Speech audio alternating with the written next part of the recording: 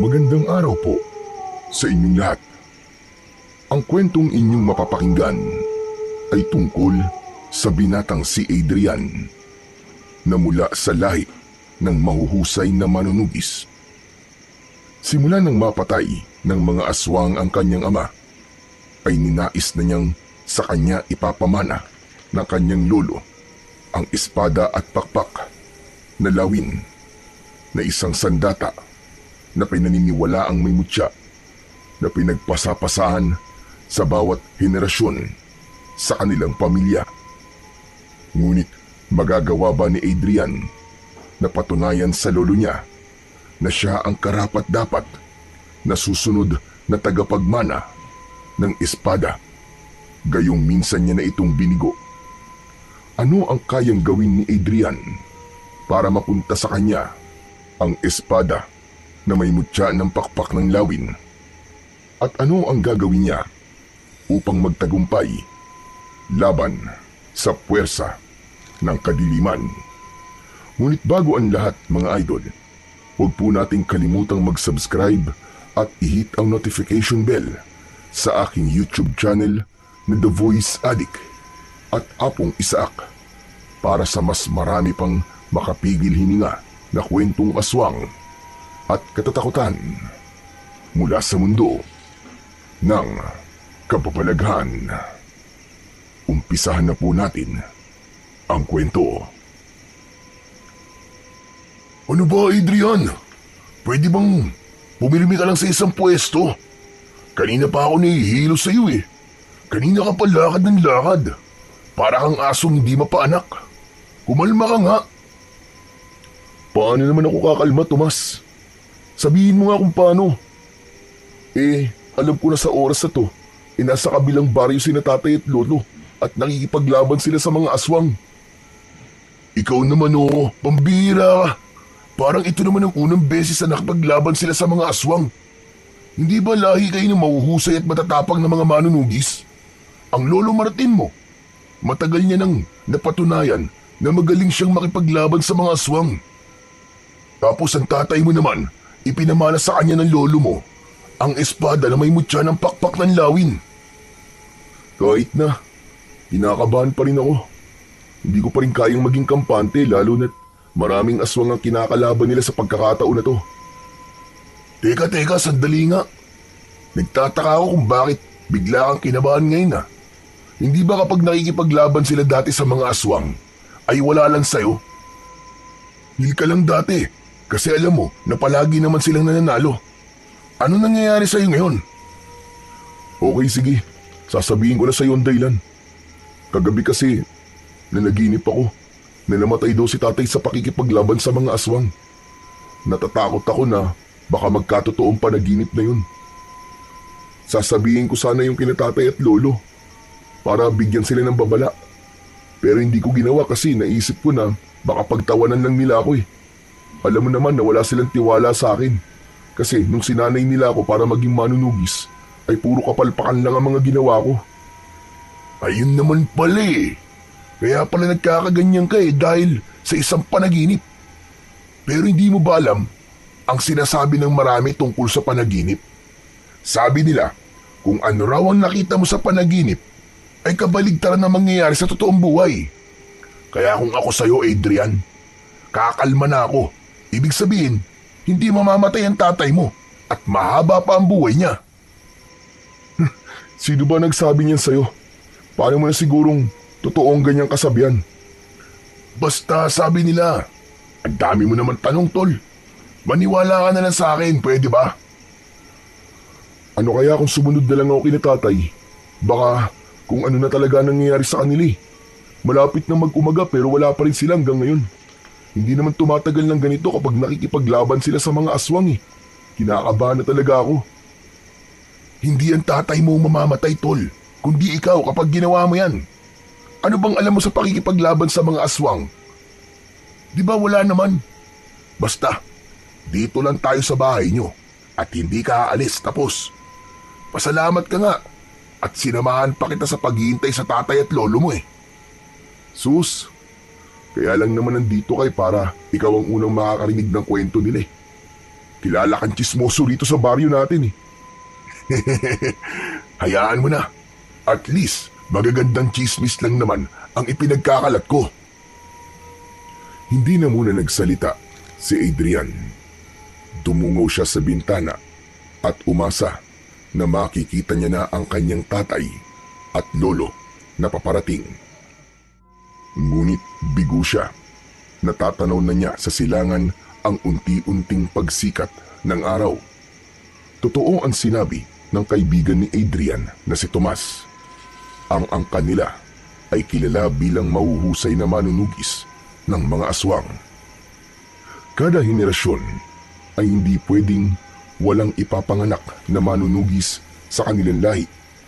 Ngunit tila naputol na yon kay Adrian dahil pakiramdam niya ay wala siyang kakayahan na maging kagaya ng kanyang ama na si Ado at ni Lolo Martin. Tuluyan nang sumikat ang araw.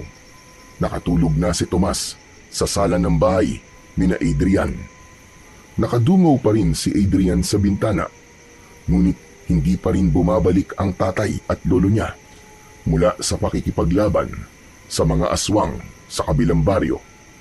Maya-maya pa, napabalikwas ng gising si Tomas. Pupungas-pungas itong lumapit kay Adrian. Ano na nangyari? Nakauwi na ba sina Lolo Martin? Wala pa rin sila, Tomas. Grabe, nag-aalala na talaga ako. Baka kung ano na nangyari sa kanila. Sus Santissima, hindi ka pa rin pala tapos sa mga paganyan-ganyan mo.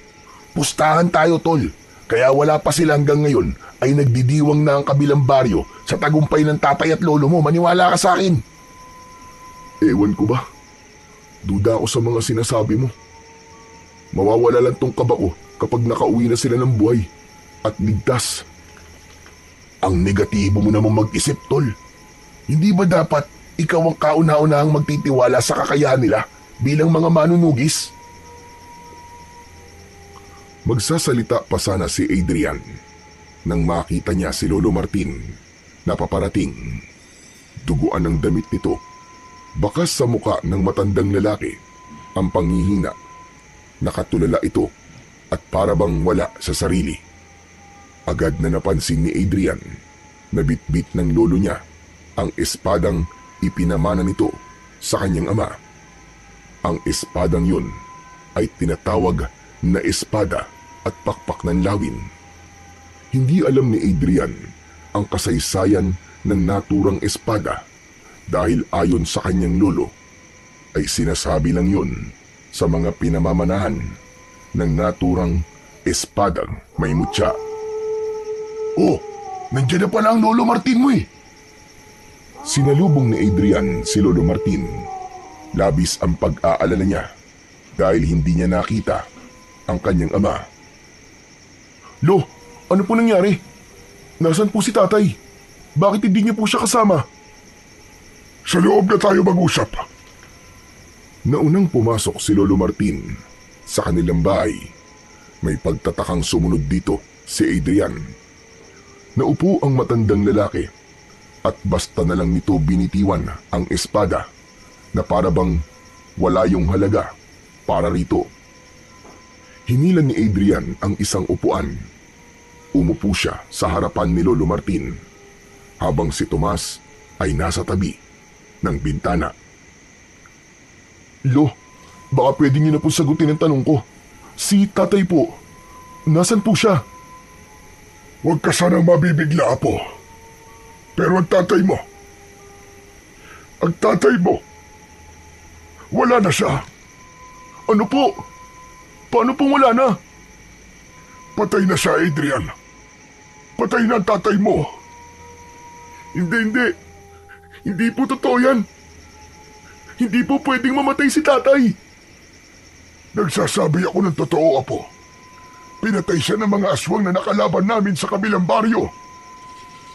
Hindi, Lolo, hindi. Nagbibiro lang po kayo. Imposibleng mapatay ng mga aswang si tatay. Hawak niya ang espadang may mutya ng pakpak ng lawin. Ang sabi niyo yan ang pinakamakapangyarihang sandata laban sa mga aswang, di ba? Kaya paano po siya mapapatay ng mga aswang? Napakabilis ng mga pangyayari. Pinagtulungan siya ng mga aswang. Nabitiwan niya ang espada at doon siya nilapa ng mga kalaban namin. Napakasakit na hindi ko man lang siya nagawang tulungan. Nabigo kami sa aming misyon. Nang umiyak si Lolo Martin, ay doon na napagtanto ni Adrian na hindi ito nagsisinungaling. Napatulala si Adrian at sumabog na ang kanyang mga luha. Hindi. Hindi pwede.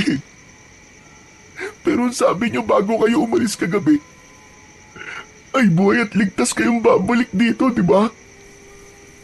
Bakit ganoon? Bakit ganoon, Lolo Martin? Napayuko si Lolo Martin habang patuloy na umiiyak. Maya-maya pa ay may mga kalalakihang dumating. May bitbit ang mga yon na pahabang kahon na gawa sa plywood.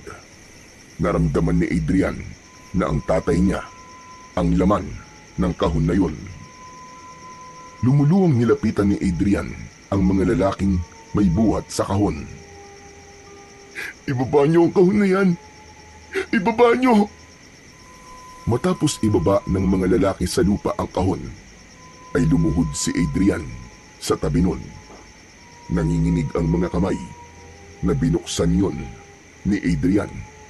Pakiramdam niya ay bumagsak sa kanya ang langit nang makita niya sa loob ng kahon ang duguan at sugatang katawan ng kanyang ama. Halos hindi niya na ito makilala sa dami ng sugat nito sa muka. Hindi alam ni Adrian kung paano hahawakan ang kanyang ama. Wala siyang nagawa, kundi ang umiyak ng umiyak. Gusto niyang isipin na panaginip lamang ang lahat, pero alam niya na yun ay isang realidad. Wala na ang kanyang ama, at habang buhay niya itong hindi na makakasama. Sa unang gabi ng lamay ng tatay ni Adrian, ay dumagsa ang mga taong nais makiramay. Naroon ang ilan sa mga taong iniligtas ng tatay niya mula sa kamay ng mga aswang. Mabuti na lang at naroon si Tomas para tulungan sila sa pag-aasikaso sa mga nakikipaglamay. Habang nakaupo si Adrian sa tabi ng kabaong ng tatay niya, ay lumapit sa kanya ang kaibigan niyang si Tomas. Tol, paubos na pala ang mga biskwit ha. Ang dami pang tao na nakikipaglamay. Meron pa sa kwarto ni Lolo na 2 lata ng biskwit. Sandalit, kukunin ko lang. Wag na. Dito ka na lang at ako na lang ang kukuha. Tol, salamat ha. Salamat para saan? Sa pag-aasikaso mo sa mga tao rito. Nako, wala yun. Alam mo namang malaki ang utang na loob ko sa tatay mo, hindi ba? Nung bata pa ako, ay kinuha ako ng aswang. Ang tatay mo nagligtas sa akin, di ba? Kundi dahil sa kanya, aba, baka wala na ako ngayon dito. Napakarami talaga ng natulungan ni tatay, no? Tapos ako na nag-iisa niyang anak, ay siguradong hindi magiging kagaya niya. Ano ka ba naman, Adrian? Mambihira ka. Huwag ka magsalita ng ganyan. Bata ka pa naman eh. Hindi pa uli ang lahat para maging kagaya ka ng tatay mo. Pero kung sakaling hindi ka maging kagaya niya, paniguradong magiging magaling ka pa rin sa ibang bagay. O paano, kukunin ko na muna yung mga biskwit ha. Sige tol, maraming salamat. Umalis na si Tomas sa tabi ni Adrian. Sinilip ni Adrian ang kanyang ama sa loob ng kabaong. Hinaplos niya ang salamin na parabang sa paraan na yun ay nahahawakan niya ang muka ng kanyang ama. Tay, hindi ko po hahayaan na mauwi sa wala ang pagkamatay niyo, Tay. Gagawin ko po ang lahat para maipagmalaki niyo ako. Kahit nasa kabilang buhay ka na. Hindi na malayan ni Adrian ang pagpatak ng kanyang mga luha. Ngunit hindi nagtagal ay umurong ang luha niya nang marinig niya ang pagsigaw ni Tomas sa labas na parabang meron itong kaaway. Nang makita niya si Lolo Martin na tumakbo papunta sa labas, ay agad niya itong sinundan. Nakita nila si Tomas na nasa harapan ng kanilang bakuran. Agad itong nilapitan ni na Adrian at Lolo Martin. Nakita nila ang ilang mga tao na nagmamadaling naglakad palayo na nahinuha ni Adrian na mga sinisigawan ni Tomas. Huwag na kayong babalik dito ha! Mga wala kayong respeto sa patay! Mga buwisit kayo! Tomas, ano't sumisigaw ka rito? Abay, lasing ka ba? Saka, bakit mo pinaalis yung mga tao na yun? Hindi ba sinaaling Mosang yun? Nakikipaglamay sila rito kanina. Sus! Nandito lang naman ang mga chismosang yun para makikain ng biskwit at sopas eh. Tol, wala namang problema kung nandito sila para makikain lang eh. Saka panigurado na hindi lang pagkain kaya sila nandito. Hindi ba iniligtas ni tatay ang anak na buntis noon ni Aling Mosang mula doon sa tiktik? Sigurado ko na kaya sila nandito ay bukal sa loob nilang pakikiramay. Yun na nga tol eh. Tinulungan ng tatay mo ang anak ni Aling Mosang. Pero yung si Aling Mosang na yun, yung kismosa na yun, abay walang utang na loob. Ano ba sinasabi mo, Tomas? Pwede bang diretsuhin mo na kami? Ano bang dahilan at galit na galit ka kay Mosang at sa mga kasama niya? Paano ba naman po, Lolo? Habang namimigay po ako kanina ng mga biskwit, ay narinig ko pong pinag-uusapan ni na Mosang ang tatay ni Adrian. Abay, biruin nyo. Ang sabi nila ay wala raw kwentang manunugi si Mang Ado. Kasi sabi nila, kahit kay Mang Ado nyo raw po ipinamana yung espada, ay natalo pa rin siya ng aswang. At hindi lang yun, narinig ko mismo sa bibig ni Aling Mosang na sinisisi ng mga taga-kabilang baryo si Mang Ado kung bakit maraming namatay na tao ron. Umasa raw kasi ang mga tao kay Mang Ado, pero binigulang sila nito. Nababahalang tinignan ni Adrian ang kanyang lolo. Napansin niya ang galit sa muka ng matandang lalaki. Lolo, totoo po ba yun? Sinisisi ng mga tao sa kabilang baryo si tatay. Ang totoo ay ngayon lang nakarating sa akin ang sinabi ni Tomas. Hindi ko alam na sinisisi pala nila ang anak ko. Ginawa ni Ado ang lahat para maprotekta ng mga tao sa kabilang baryo at sa kagustuhan niyang protekta ng lahat mula sa mga aswang ay buhay niya ang naging kapalit. Isang beses lang nabigo ang tatay mo, Adrian. Isang beses lang sa napakaraming beses niyang nakapagligtas ng buhay ng iba. Tapos, ganun pa ang sasabihin nila sa anak ko. Kaya nga po, Lolo eh. Hindi po ba pwedeng ang mas maraming pagtulong at magagandang bagay na nagawa ni tatay ang alalahanin nila kaysa sa kanyang pagkamatay? Nako, marami talagang ganyang tao, Tol. Magkamali ka lang ng isang beses, burado na kagad sa utak nila ang mga kabutihang nagawa mo. Sa ngayon, isang tabi muna natin ang bagay na yan. Ang mga tunay na nakikiramay na lamang ang pagtuunan natin ng pansin. Sige na. Matapos yun, ay bumalik na sa loob ng bahay sina Lolo Martin at Tomas. Naiwan si Adrian sa labas. Tinignan niya ang mga taong naroon at tinanong niya ang kanyang sarili kung ilan ba sa mga yun ang totoong malungkot sa pagkamatay ng kanyang ama. Matapos ang 3 gabi, ay inilibing na ang tatay ni Adrian. Pagkatapos ng libing, ay umuwi na sila ni Lolo Martin sa kanilang bahay.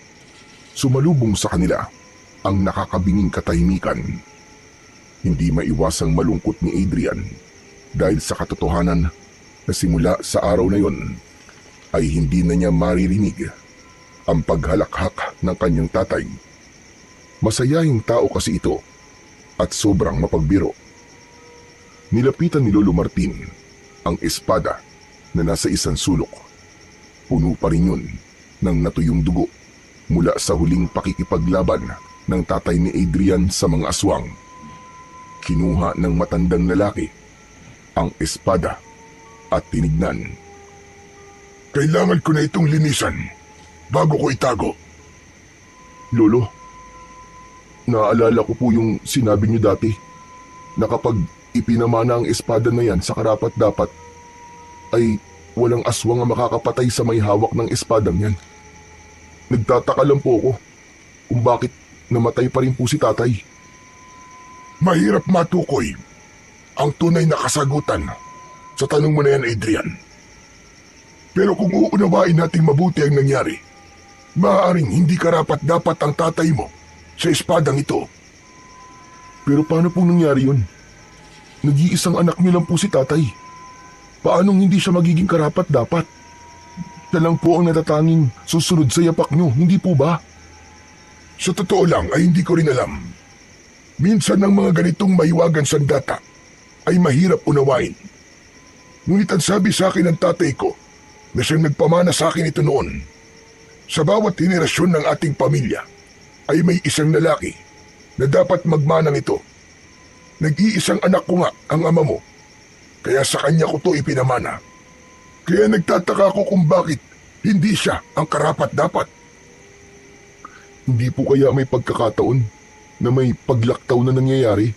Halimbawa po sa isang henerasyon ay walang karapat-dapat, pero sa susunod po ay meron na. Hindi ko talaga alam, Adrian. Gaya ng sinabi ko, mahirap maunawaan ng mga mahihiwagan sandata na gaya ng espadang ito. Pero ngayong wala na po si tatay, ibig po ba sabihin ay kayo na ulit ang nagmamay-ari ng espada? Ganun na nga. Ngunit kailangan ko na itong maipamana. Matanda na ako, Adrian. Hindi na kaya ng aking katawan na gamitin at dalhin ang kapangyarihan itong taglay. Kung ganun, ipapamana niyo na po ba ang espada sa akin? Tama po ba? Adrian, ayoko makapagsalita sa inang masakit, lalo na't kakalibing pa lang ng iyong ama. Ayokong dagdagan ng sakit na nararamdaman mo ngayon. Alam mo na kung anong magiging kasagutan sa tanong mo. Nagbibiro lang naman po ako, Lolo. Alam ko naman po na hindi po ako ang karapat-dapat na maging tagapagmana ng espada na yan. Dahil wala naman po sa akin ng mga katangian para maging isang mahusay na manunugis. Kahit nga po ang tamang paghawak ng espada, ay hindi ko pa po alam. Kaya nga sana ay magkaroon ka na ng asawa. Nang sa ganun ay magkaroon ka na rin ng anak. Malay mo, ang anak mo pala ang susunod na magiging tagapagmana ng espadang ito. Pero Lolo, hindi ko po ba talaga malalaman kung ano pong kasaysayan ng espadang yan? Kahit po sana ang dahilan kung bakit po yan tinawag na espada na may mutya ng pakpak ng lawin, gusto ko po malaman. Ikinalulungkot ko, pero hindi ko maaaring sagutin ang mga yan. Hindi ba't sinabi ko na sa noon na ang tagapagmana lamang ang pwedeng makaalam ng lahat ng tungkol sa espadang ito? Sayang naman, talagang nais ko po kasing malaman ang kwento po sa likod ng espadang yan. Sa ngayon, ay dito na natin tatapusin ang ating pag-uusap, Apo. Magpahinga ka na at alam kong ilang gabi ka na rin walang maayos sa tulog. Ako naman ay lilinisin ko muna ang espadang ito. Sige po, Lolo. Pagkatapos niyo po riyan, ay magpahinga na rin po kayo. Pumasok na si Adrian sa kwarto nila ng kanyang tatay. Sandali siyang tumayo sa gitna ng naturang silid upang pagmasdan ang mga gamit ng namayapa niyang ama. Nakasabit pa rin sa likod ng pinto ang paborito nitong jacket. Kinuha niya ang jacket at niyakap niya yon na parabang yun ang kanyang ama. Naluwa si Adrian nang mapagtanto niya na kahit isang beses ay hindi niya nagawang yakapin ang tatay niya noong buhay pa ito. Hindi rin niya nasabi rito na mahal niya ito. Masyado siyang naging kampante na marami pa siyang pagkakataon para gawin at sabihin yon. Ngunit nang biglaang nawala ang kanyang tatay, ay doon niya nalaman na totoo nga na napakaikli lamang ng buhay ng isang tao. Nang mga sumunod na araw, ay mas ginawang abala ni Adrian ang kanyang sarili upang hindi niya masyadong maramdaman ang lungkot sa pagkamatay ng kanyang ama. Kulang na nga lang ay buong araw siyang magtrabaho sa taniman ng mga gulay kung saan sila parehas na nagtatrabaho ni Tomas. Sa tuwing umuuwi kasi siya sa bahay nila at mag-isa siya sa kanyang kwarto, ay bumabaha ang alaala ng tatay niya at hindi niya maiwasan ang pag-iyak. Isang hapon, papalubog na ang araw, ngunit nagbubungkal pa rin si Adrian ng lupa sa taniman ng mga gulay. Lumapit sa kanya si Tomas na handa ng umuwi. Aba tol, ano pang ginagawa mo dyan? Oras na ng pag-uwi ah. Tapos na ang oras ng trabaho natin. Ipapaalala ko lang sa'yo na wala nang dagdag na bayad yung pag-o-overtime mo na yan. Mauna ka nang umuwi, Tomas. Mamaya pa ako. Tatapusin ko lang tong isang hilera ng taniman ng pechay para bukas ay pwede na tong taniman ng binhi.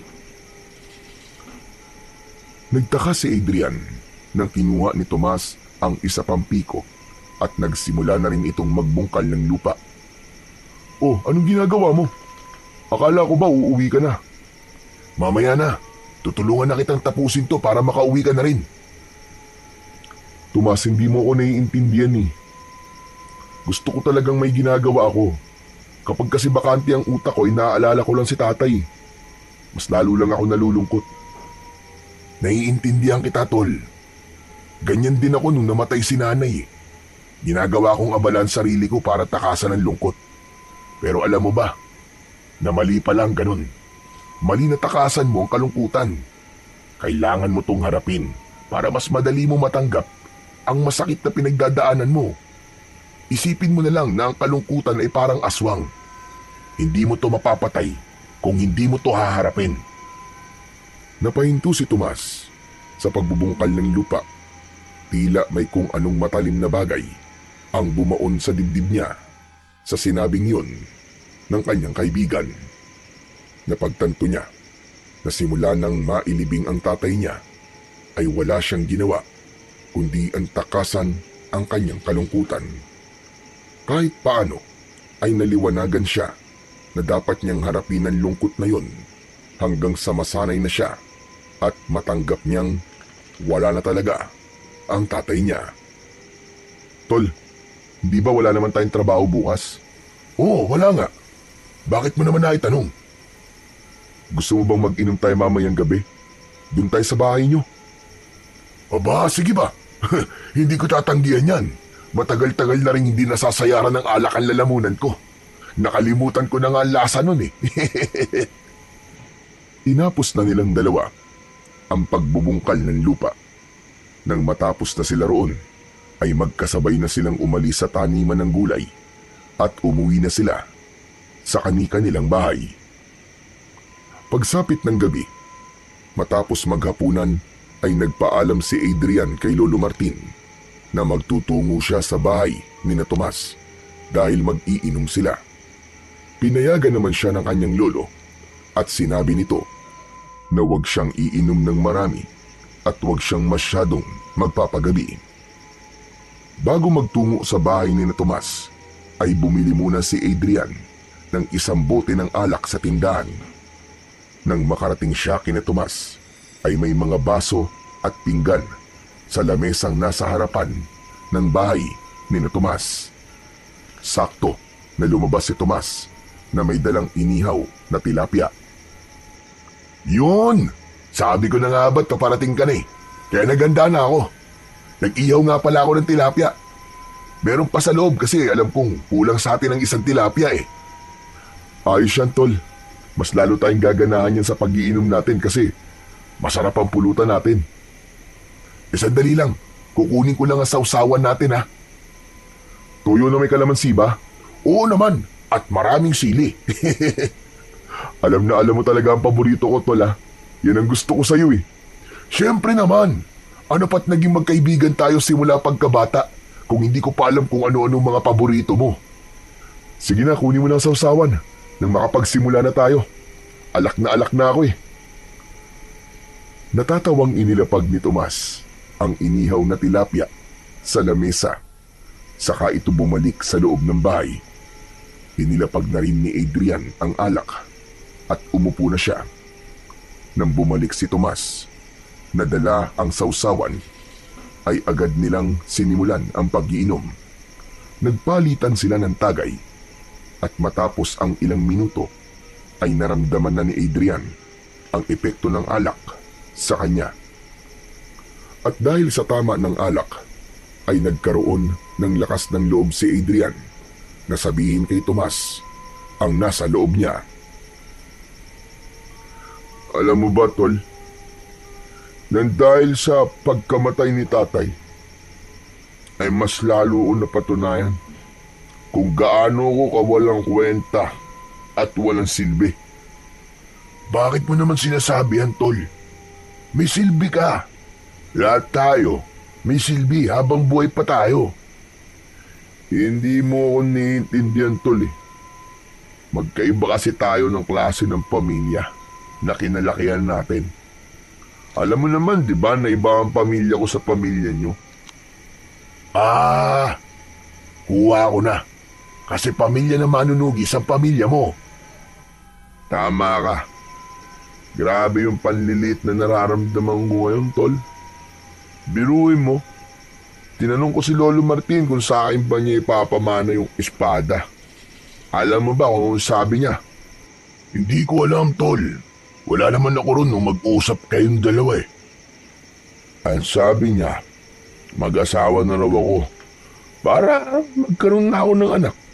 Baka raw sa magiging anak ko, pwede niyang ipamana yung espada. Ibig sabihin, hindi niya talaga nakikita na ako ang susunod na magmamana ng espadang yun. Bakit kasi hindi mo ipakita kay Lolo Martin na karapat dapat ka para sa espadang yun? Paano ko naman gagawin yun, tol? Di ba sinanay nila ako ni tatay tapos puros kapalpakan lang ang ginawa ko? Parang hindi na kasi mabura sa isip ng lolo ko yung ginawa ko na yun eh. Pakiramdam niya, hanggang ngayon, ay ganun pa rin ako. Bakit? Hindi ka na ba palpak ngayon? Di ba, hindi mo naman alam? Hindi mo malalaman kung di mo ulit susubukan na patunayan sa lolo mo sarili mo, tol. Ewan ko ba, tol? Pakiramdam ko tuloy, hindi niya ako totoong apo eh. Sana nga ampun na lang ako para maintindihan ko kung bakit ayaw niyang ipamana sa akin yung espada na yun. Sus, imposible naman na ampong ka. Parang hinulma sa iisang hulmaan ang mukha niyo ni Lolo Martin para kayong pinagbiyak na mangga. Bagyang natawa si Adrian sa sinabing yun ni Tomas. Ngunit sa loob niya ay nagdamdam siya kung bakit ayaw ipamana sa kanya ni Lolo Martin ang espada na marami ng beses na pinagpasapasan sa bawat henerasyon sa kanilang pamilya. Alauna na ng madaling araw nang maubos ni na Adrian at Tomas ang isang bote ng alak. Nagpaalam na si Adrian sa kanyang kaibigan at nagsimula siyang maglakad pauwi sa kanilang bahay. Nang makarating na siya sa bahay, ay agad niyang napansin ang isang pahabang kahon na nakasabit sa dingding. Kinuha niya ang kahon at inilapag sa maliit na lamesa na nasa gitna ng sala. Binuksan niya yon at tumambad sa kanya ang espada. Malinis na ulit yun at makintab na. Tinignan at kinausap niya ang espada na parabang naiintindihan siya nun. Alam mo, ang tagal ko nang gustong mahawakan ka, espada. Pero hindi naman kita pwedeng hawakan kasi sabi ni Lolo, kapag hinawakan kita ay maraming mangyayaring kamalasan sa akin. Kasi hindi daw ako ang karapat-dapat. Ngunit nagulat si Adrian nang biglang lumabas si Lolo Martin sa kwarto nito. Lumapit sa kanya ang matanda. Lolo, hindi ko po hinawakan ng espada. Promise po. Teka, bakit tugising pa kayo, Lolo? Susunduin sana kita kina Tomas. Pero hindi ko na itinuloy kasi narinig ko ang mga sinabi mo habang nagiinom kayo, Apo.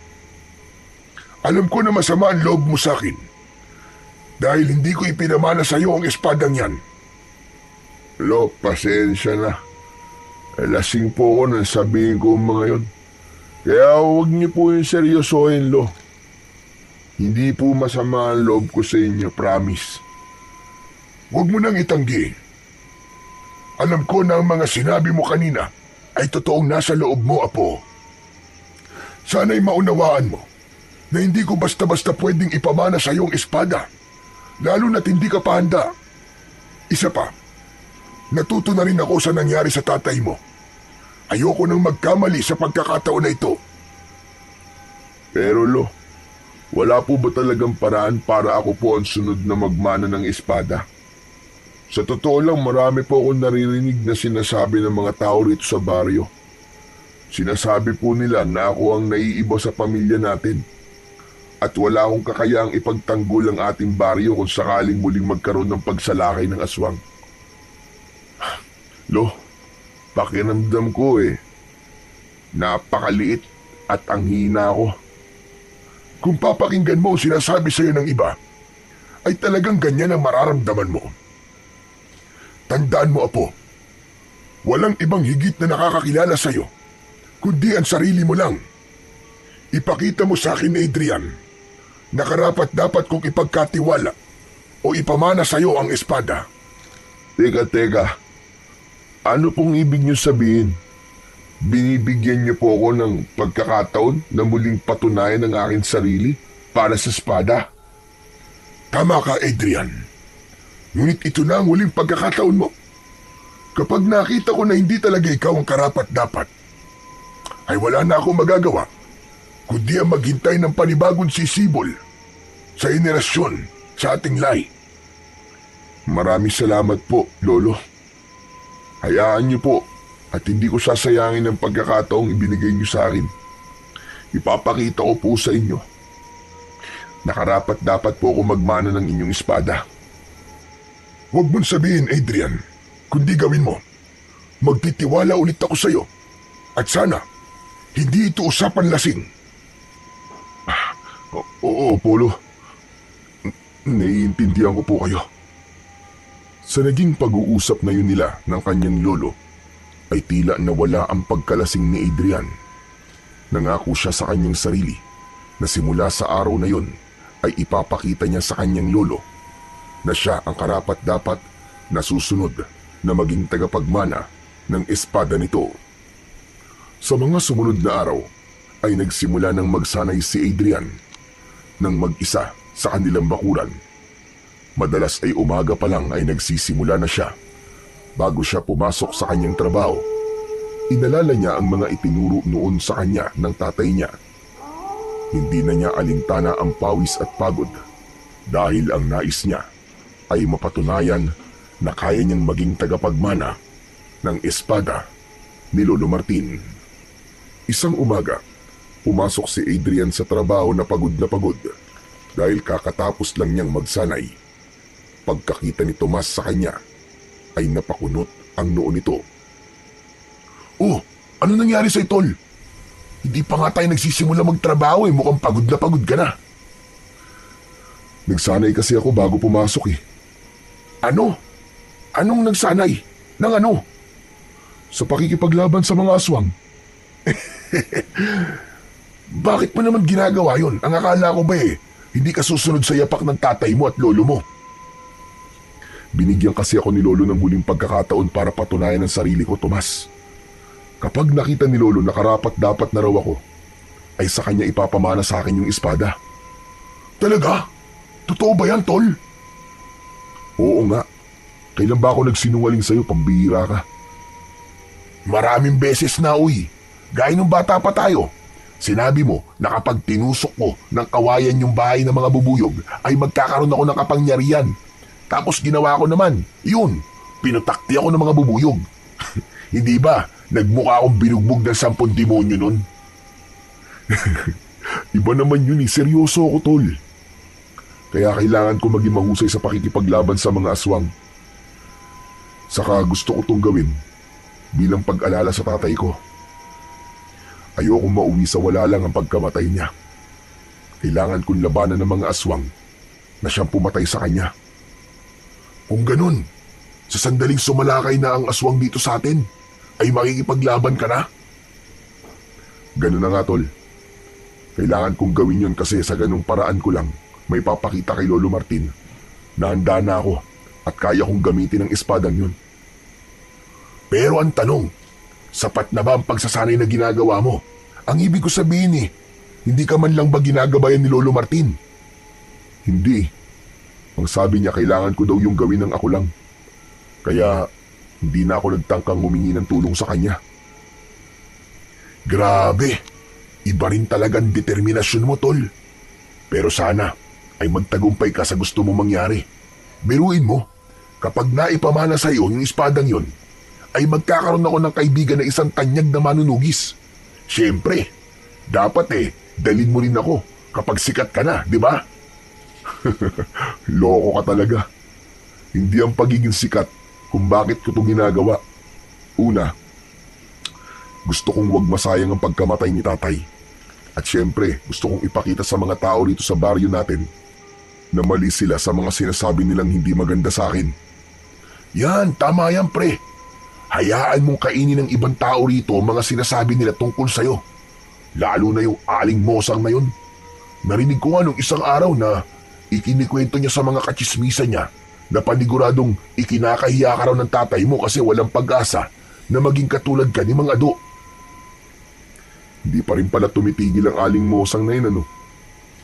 Hindi ko alam kung bakit niya yung ginagawa. Wala akong natatandaan na may nagawa ang pamilya ko sa kanya na hindi maganda.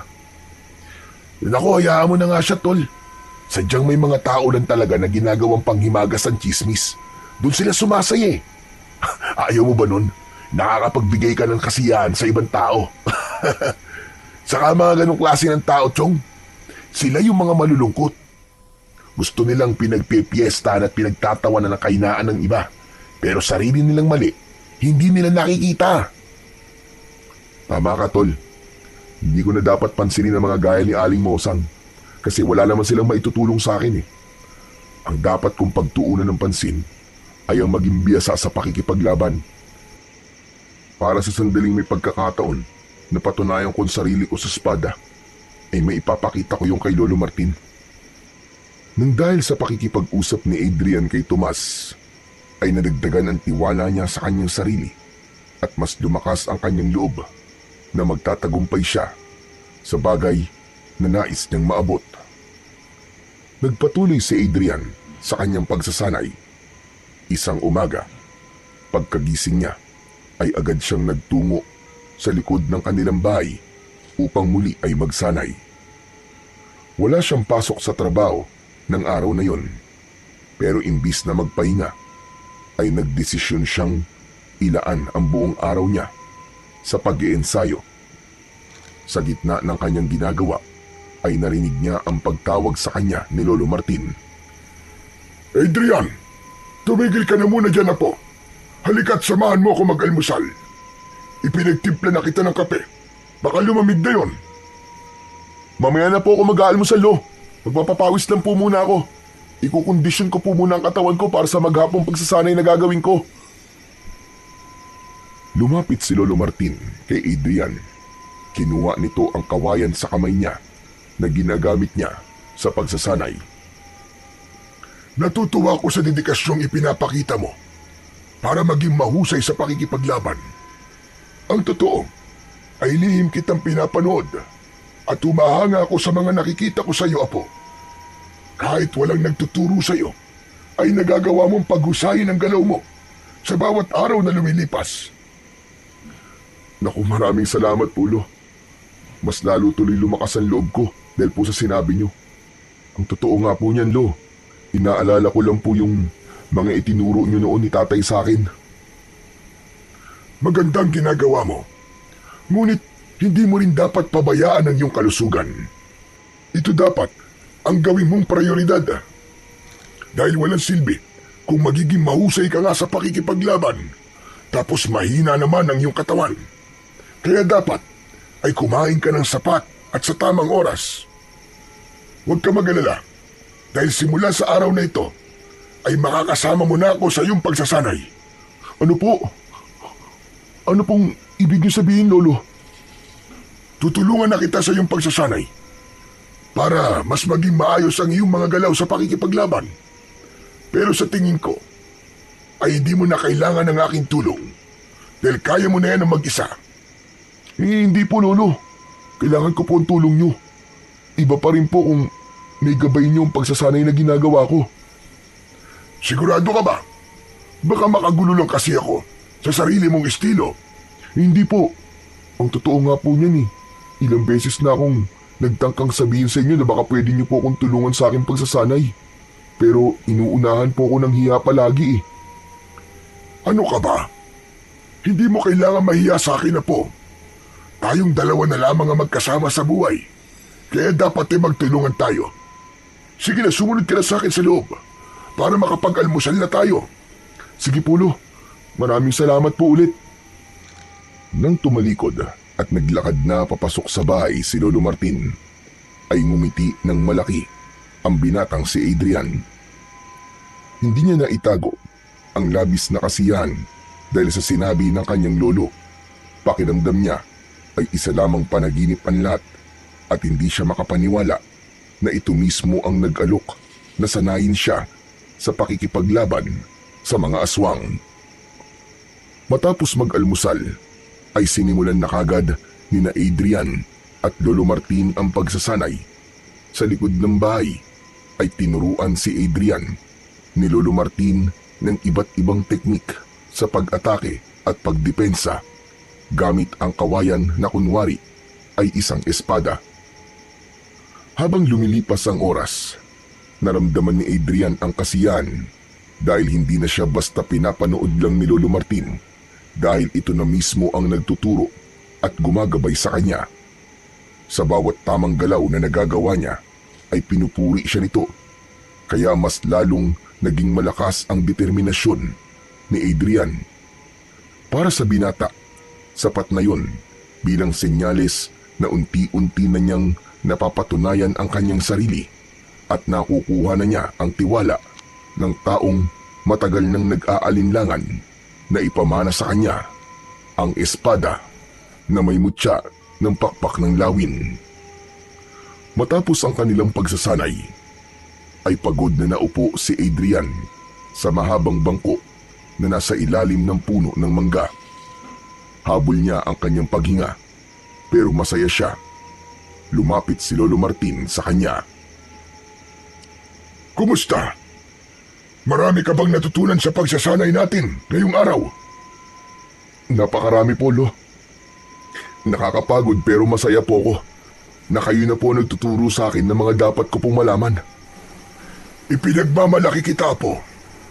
Napakalayo mo na sa dating Adrian na sinanay namin noon ni Ado. Ibang-iba ka na ngayon. Bata pa po kasi ako noon, Lo eh. Wala pa ako masyadong determinasyon, pero ngayon, nag-iba na po ang paraan ko ng pag-iisip. Lalo na po nung namatay si tatay dahil sa mga aswang. Ayoko po siyang biguin, lalo na't alam ko na ang gusto niya ay akong sunod na magmamana ng inyong espada. Huwag ka mag-alala. Dahil sa sandaling makita ko na handa ka na ay ipapamana ko na sa iyo ang espada. Ang nais ko, kapag gagawin ko yon, ay sigurado na ako at hindi na ako magkakamali. Kaya sana ay mas tatagan mo pa ang iyong loob at habaan mo pa ang iyong pasensya at paghihintay. Nauunawaan ko po, Lo. Ganyan din po ang gusto ko. Ayoko pong madaliin ang lahat. Basta, kapag wala ka ulit pasok sa trabaho, ay magsasanay ulit tayong dalawa. Ano po kaya kung umalis na po ako sa trabaho ko para makapag-focus po ako sa pagsasanay? Yan ang wag na wag mong gagawin. Tandaan mo na kung ikaw ay magiging ganap na manunugis, hindi mo maaaring paikutin dito ang iyong buhay dahil madali ka mapapagod. Isa pa, hindi ka babayaran sa pagiging manunugis, kaya dapat ay may ginagawa kang ibang bagay kung saan kikita ka ng pera. Gusto ko lang po talagang pagtuunan ng pansin ang pagsasanay ko, Lolo. Pero nakuha ko naman po ang ibig niyong sabihin. Kaya hindi na po ako aalis sa trabaho ko. Pero sana po, kung nasan man si tatay, ay masaya po siya sa ginagawa ko. Tiyak akong masaya si Ado. Lingid sa kalaman mo, palagi niyang sinasabi sa akin na sanayin ka namin ulit kasi noon pa man ay nararamdaman niya na hindi siya ang karapat-dapat na magmana ng espada. Ang sabi niya ay kailangan mo lang nasanayin at baka lumabas ang kakayahan mo bilang isang manunugis. Pangarap niya kasing makita ka na hawak-hawak ang espadang yun. Kaya nga lang ay hindi ako nakinig sa iyong ama. Kahit pala noon pa ay may tiwala na si tatay sa akin. Dahil po sa nalaman ko na yan, Lo, mas lalo ko pong pag-uusayin ang aking pagsasanay. Tutuparin ko po ang pangarap ni tatay para sa akin. Tinapik ni Lolo Martin sa balikat si Adrian. Bago siya nito iniwanan. Nang mag-isa na lang ay tumingala sa langit si Adrian at umasa siya na makikita niya roon ang kanyang ama. Pero kahit bigo siyang makita ito, ay naramdaman pa rin niya ang presensya nito. Pakiramdam niya ay nasa tabi lang niya ang kanyang ama at gumagabay sa bawat galaw at desisyon niya sa buhay. Nagpatuloy si Adrian sa kanyang pagsasanay. Kapag may oras si Lolo Martin, ay tinutulungan siya nito. Isang gabi, nagtungo si Tomas sa bahay ni na Adrian upang doon ito makikain. Minsan kasi, kapag hindi gusto ni Tomas ang ulam sa bahay nito, ay nagtutungo ito kina Adrian para makikain. Wala namang problema yon kina Adrian at Lolo Martin dahil mas gusto nilang kasalo si Tomas dahil masyado itong madaldal at nagiging masaya ang kanilang pagsasalo-salo. Lolo Martin, matagal-tagal na pong walang sumasalakay na aswang dito sa baryo natin, no? Bakit? Gusto mo ba magkaroon? Hindi naman po. Siyempre, ayoko. Ang gusto ko lang pong sabihin talagang napatunayan niyo na sa lahat na kayo ay isang mahusay na manunugis. Kita niyo naman, takot na pong bumalik ang mga aswang dito sa ating lugar. Kasi alam nila na nandito kayo. Duda ako sa sinabi mo na yan, Tomas. May pakiramdam ako na anumang sandali ay sasalakay dito ang grupo ng mga aswang na pinamumunuan ni Gubaton. Ano po, Lo? Sino pong Gubaton? Si Gubaton ang pinuno ng mga aswang na kinalaban namin ng iyong ama sa kabilang baryo kung saan siya nasawi. Alam nyo, matagal ko nang nais na patayin si Gubaton dahil sa kakayahan niyang gawing aswang ang isang tao. Ginagawa niya yon upang hindi maubos ang kanyang mga alagad. Naniniwala ako na kapag wala na si Gubaton, ay doon ko lang masasabi na ligtas na ang ating baryo at iba pang mga lugar sa banta ng mga aswang. Talaga po bang malakas si Gubaton at hindi niyo siya napatay? Malakas siya kung ikukumpara sa ibang pangkaraniwang aswang. Ngunit kaya siyang patayin ng aking espada. Kung ganun, bakit hindi niyo pa po siya patayin? Pasensya na. Pero hindi ko masasagot ang tanong mo na yan. Saka ko nasasabihin sa iyo ang dahilan kung sakaling dumating na ang araw na ipapamana ko na sa iyo ang espada. Kaya pag-usayan mo pa ang iyong pagsasanay, Apo. Hindi po ba parang napakatagal nang nagsasanay ni Adrian, Lolo? Ano kaya kung ipamana mo na sa kanya ang espada? Baka bigla na lang po sumalakay dito yung Gubato na sinasabi niyo eh. Mas mabuti na po yun na kapag nangyari yun, hawak na po ni Adrian ang espada. Hindi porke nagsasanay na si Adrian, ay karapat-dapat na siya para sa espada. Bilang kasalukuyang tagapangalaga ng espada at pakpak ng lawin, ay ako makakakita at makakaramdam kung kailan ko na pwedeng ipamana ang espada na yun kay Adrian. Walang magandang maidudulot ang pagmamadali na yan. Yan ang tatandaan mo, Tomas. Tama si Lolo, Tomas. Hindi dapat ako magmadali na ipamana niya sa akin ang espada. Dapat ay mapatunayan ko muna ang aking sarili. Pero Lolo, balik po tayo kay Gubaton. Isa po ba siya sa mga aswang na pumatay kay tatay? Oo, Apo. Pinuntirian ni Gubaton ng iyong ama. Nang labis nang nasugatan ni Gubaton si Ado, ay saka siya pinagtulungan ng mga alagad ni Gubaton. Teka, bakit mo pala naitanong yan? Kung ganun, siya po palang dapat kong puntiryahin. Gusto kong iparamdam sa kanyang ginawa niya kay tatay. Gusto kong pagsisihan niya ang kanyang ginawa. Naiintindihan ko ang galit mo ngayon. Pero ipapaalala ko lamang sa iyo na hindi magandang motibasyon ang paghihiganti. Ang dapat mong maging motibasyon ay ang mga taong maaari pang maging biktima ni Gubaton at ng mga alagad niya. Isipin mo na ang mga anak na gaya mo na maaaring mawalan ng magulang nang dahil sa mga aswang. Sigurado ko na kapag naging ganyan ang paraan mo ng pag-iisip, ay makukuha mo ang iyong gustong mangyari. Marahang tumango si Adrian kay Lolo Martin. Doon niya napagtanto na talagang kailangan niya ng manahin ang espada dahil wala silang ideya kung kailan muling sasalakay si Gubaton. At baka sa sunod nitong pagsalakay ay sa baryo na nila Adrian. Matapos manghapunan ay hindi mo na umalis si Tomas sa bahay ni na Adrian. Nakipagkwentuhan mo na ito kay Adrian habang si Lolo Martin ay naghuhugas ng kanilang pinagkainan sa likod ng bahay. Alam mo, Tol, hindi na ako makapaghintay na mapunta sa iyo yung espada eh. Ang astig mo sigurong tignan habang hawak mo yun tapos nakikipaglaban ka sa mga aswang, no? Sus, gusto mo lang kasi akong ipagyabang kaya atat na atat kang mangyari yun. Aba, dapat lang na ipagyabang kita kasi best friend kita eh. At hindi lang kita ipagmamayabang, ipagmamalaki rin kita. Tol, sana wag mo kong kalimutan kapag sikat na manunugis ka na ha. Baka mamaya isnabin mo na lang ako. Hindi ba sabi ko sa'yo ay hindi ko hangad ang sumikat? Ang gusto ko lang ay tuparin ang pangarap ni tatay para sa akin na maging susunod na tagapagmana ng espada. Siyempre gusto ko rin mapatay si Gubaton para hindi na kailangan matakot ng mga tao dito sa atin at sa iba pang baryo.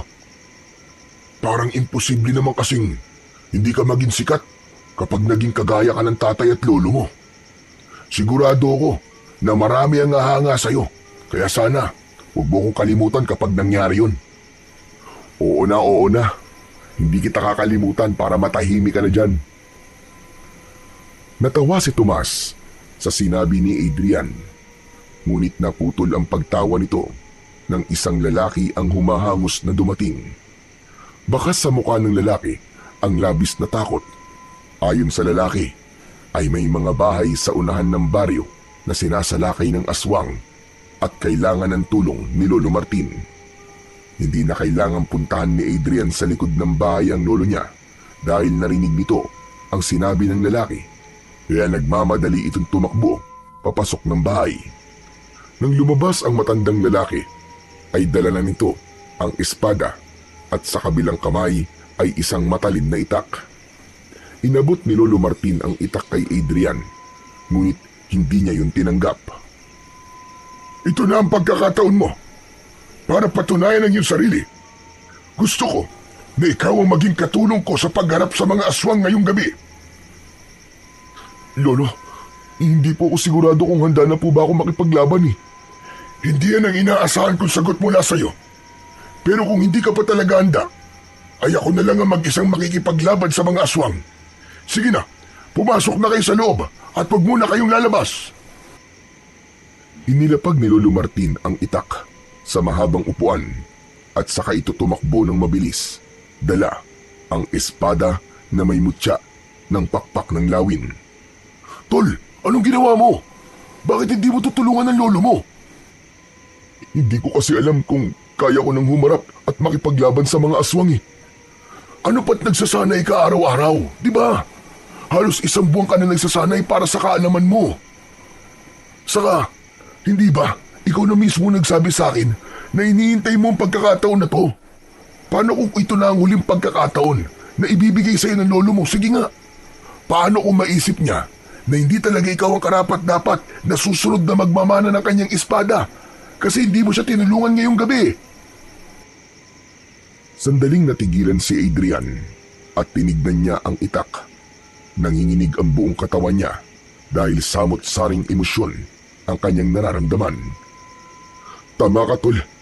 Baka nga kapag wala akong ginawa ngayong gabi ay magdesisyon si Lolo na wag nang ipamana sa akin ng espada. Natatakot ako, pero kailangan ko makipaglaban sa mga aswang. Hindi ko pwedeng hayaang mahirapan si Lolo na mag-isang lumaban sa mga aswang. Yan, ganyan nga. Ano pang ginagawa mo rito? Kunin mo na ang itak at sundan mo na ang lolo mo. Bilisan mo! Hindi na nagsalita si Adrian. Dinambot niya ang itak at saka tumakbo papunta sa direksyong pinuntahan ng kanyang lolo. Malayo pa lang ay dinig na dinig niya ang sigawan ng mga taong inaatake ng mga aswang. Nang makarating siya sa unahang bahagi ng baryo, ay nakita niya si Lolo Martin na nakikipaglaban sa mga aswang. May ilang kalalakihan naman na tumutulong dito. Dapat lang natulungan ko si Lolo sa pakikipaglaban. Ang ibang tao nga tinutulungan siya.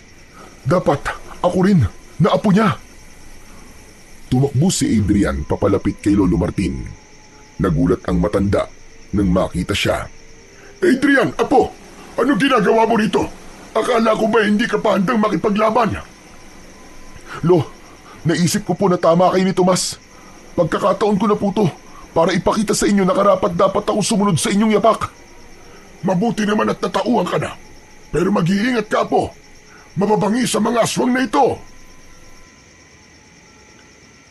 Mabilis ang mga aswang at sabay-sabay sumugod ang mga yun. Naghiwalay sina Adrian at Lolo Martin. Isang aswang ang umatake kay Adrian. Agad siyang nakaramdam ng takot at halos mabitiwan niya ang kanyang hawak na itak. Nakaiwas siya nang muntik na siyang sunggaban nito. Tinaga niya ang aswang sa dibdib na naging sanhi para malakas siyang mapahiyaw. Sa pag-ikot ng mga mata ni Adrian ay nakita niya si Lolo Martin na pinagtutulungan ng 3 aswang. Sinunggaban ito ng isang aswang kaya natumba ito at kumawala sa kamay nito ang espada. Sabay-sabay na sinunggaban ng 3 aswang si Lolo Martin. Pakiramdam ni Adrian ay dinidurog ang puso niya sa malakas na sigaw ng matanda. Sumugod si Adrian sa 3 aswang at buong lakas niyang isinaksak ang itak sa likod ng isang aswang. Bumagsak ang naturang aswang. Ang isang aswang naman ay umatake sa kanya. Iniwasan niya ito sabay taga sa leeg, habang ang natitirang aswang ay tila natakot sa kanya at tumakbo palayo. Nagpatuloy ang laban nang muling nakabangon si Lolo Martin, habang si Adrian ay nabuhay ang apoy sa dibdib at nagsimula ng gamitin ang mga teknik na natutunan niya sa kanyang lolo mula sa kanilang pagsasanay. Hanggang sa biglang huminto ang lahat ng aswang nang may narinig ang mga ito na isang malakas na alulong mula sa malayo. Parang utos yun na nagmula sa pinuno ng mga aswang. Isa-isang umatras ang mga aswang hanggang sa tuluyan ng nilamon ang mga yun ng dilim. Ang unang nilapitan ni Adrian ay si Lolo Martin. Duguan ito at puno ng sugat sa katawan. Bakas sa mukha ng matanda ang panghihina. Lolo, kailangan ko po kayong daling kay Mang Tasyo. Kailangan magabot po ang mga sugat nyo. Unahin mo na munang tulungan ng ibang mga sugatan. Sige na, kaya ko ang sarili ko, apo. Pero Lo, sige na. Sundin mo na lang ang utos ko sa'yo. May pag-aalinlangan na binitiwan ni Adrian si Lolo Martin. Tumalikod na siya upang tulungan ang iba pang mga sugatan. Pero hindi pa man siya nakakahakbang ay narinig niya ang pagbagsak ni Lolo Martin sa lupa. Pagharap niya rito ay nanlaki ang mga mata niya nang makitang walang malay na nakahandusay si Lolo Martin sa lupa. Puno ng pag-aalalang binalikan ni Adrian ang matanda. Binuhat niya at itinakbo niya ito sa kilalang albularyo sa kanilang lugar na si Mang Tasyo. Pagdating nila Adrian at Lolo Martin sa bahay ng albularyo, ay agad na nilapatan ng lunas ng manggagamot ang mga sugat ni Lolo Martin. Kahit paano ay nabawasan ang pag-aalala ni Adrian nang sabihin ni Mang Tasyo na buhay pa ang kanyang lolo. Ayon dito ay masyadong maraming sugat ang natamo ni Lolo Martin, kaya ito nawalan ng malay. Matapos magamot ng albularyo si Lolo Martin, ay inuwi na ito ni Adrian sa kanilang bahay. Nagpatulong siya sa kaibigan niyang si Tomas na ihiga ang wala pa ring malay na si Lolo Martin sa kama nito. Tol, ano nangyari kay Lolo? Buhay pa ba siya? Pambihira ka kung makapagsalita ka naman, parang gusto mo na siyang mawala. Natural, buhay pa siya. Wala lang siyang malay dahil sa mga sugat na natamo niya sa mga aswang. Salamat naman sa Diyos at buhay pa si Lolo Martin. Pero mukhang mababangis sa mga aswang na sumalakay dito sa atin ah. Ngayon ko lang kasi nakitang ganyan si Lolo Martin eh. Ako rin, tol. Pero sa tingin ko ay dahil sa matanda na si Lolo, kaya ganyan na nangyari sa kanya. Mahina na siya at hindi na siya gaya nun na talagang ubod ng lakas. Malungkot na tinignan ni Adrian si Lolo Martin. Sa kabila ng napakaraming sugat nito, ay ipinagpasalamat pa rin niya sa Diyos na buhay pa ito. Hindi lang kasi kay Adrian malaking kawalan si Lolo Martin, kundi maging sa buong baryo nila, dahil tanging ito lamang ang may kakayahan na makipaglaban sa mga aswang sa kanilang lugar. Kinabukasan ng umaga, habang nagluluto ng almusal si Adrian, ay biglang lumabas si Lolo Martin sa kwarto. Hirap itong maglakad at sa bawat takbang ay napapangiwi ito. Mabilis na nilapitan at inalalayan ni Adrian si Lolo Martin. Lo, hindi na po muna dapat kayo tumayo eh. Sariwa pa po mga sugat nyo. Humiga na po muna kayo ulit at dadalang ko na lang po kayo ng almusal sa kwarto nyo. Hindi ko kayang mahiga lang kapag ganitong umaga na. Hayaan mo ko at kaya ko naman ang sarili ko. Yan din po ang sinabi nyo sa akin kagabi. Sabi nyo, kaya nyo. Oh, pero nung nangyari, bigla na lang po kayo nawalan ng malay. Sige na po, aalalayan ko po kayo sa pagiga. Hindi na kumontra si Lolo Martin. Maingat itong inalalayan ni Adrian hanggang sa makarating ito sa papag. Naupo lang doon ang matanda. Dito lang po kayo ha. Tatapusin ko lang po ang niluluto ko para makakain na po tayo. Tapos, papalitan ko rin po ang benda nyo. May binigay din pong gamot si Mang Tasyo para sa kirot. Kailangan niyo po yung inumin pagkatapos nyo kumain. Bumalik si Adrian sa kusina upang tapusin ang kanyang ginagawa. Matapos niyang magluto, ay dinalhan niya ng pagkain at kape si Lolo Martin. Doon na rin siya kumain dahil alam niyang hindi sanay ang lolo niya na kumain ng mag-isa. Grabe po naging laban natin kagabi sa mga aswang, Lolo. Hindi ko po akalain na talaga palang nakakatakot na gawin ng ganung bagay. Unang beses ko po yung ginawa at nalaman ko na mahirap pala talaga ang ginagawa niyo ni tatay. Kaya mas lalo pong tumaas ang paghanga ko sa inyong dalawa. Ako rin. Tumaas din ang paghanga ko sa ginawa mo kagabi, Adrian. Ano po? Nagbibiro po ba kayo? Bakit naman po kayo hahanga sa akin? Hindi ko nga po naubos yung mga aswang eh. Hindi importante na maubos mo sila o hindi. Ang pagkikipaglaban mo sa kabila ng iyong takot ay isang bagay na kahanga-hanga. Hindi lahat ng tao ay kayang gawin ang ginawa mo. Isa pa, Adrian, utang ko sa iyo ang aking buhay. Ikaw ang nagligtas sa akin mula roon sa 3 aswang. Nung nakita ko po kasi kayong nahihirapan, parang bigla akong tumapang eh. Wala nang nasa isip ko ng sandaling yon kundi ang iligtas kayo, Lo. Pero Lolo Martin, yung mga aswang po na nakalaban po natin kagabi, sa tingin niyo po ba alagad po sila ni Gubaton? Sigurado ko na alagad sila ni Gubaton. Yung alulong na narinig natin mula yun kay Gubaton. Yun ay hudyat na pinapaatras niya ang kanyang mga alagad. Maraming beses ko nang narinig ang alulong na yun. Kaya hindi ako maaaring magkamali. Kung ganun nagsisimula na po pala silang umatake dito. Ay Lo, oo nga po pala. Yung espada niyo po naroon pa rin po sa una ng ating baryo. Binabantayan po yun ni Tomas para masiguro na walang hahawak na iba ron.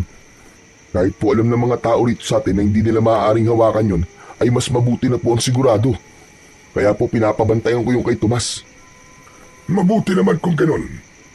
Mamaya ibabalikan ko yon para ako mismo kumuha. At para may pamana ko na rin sa iyo.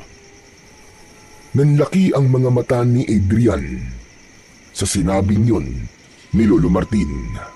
Pakiramdam niya ay malinang ang pagkakadinig niya. Teka, ano pong sabi niyo, Lo? Pwede po bang pakiulit?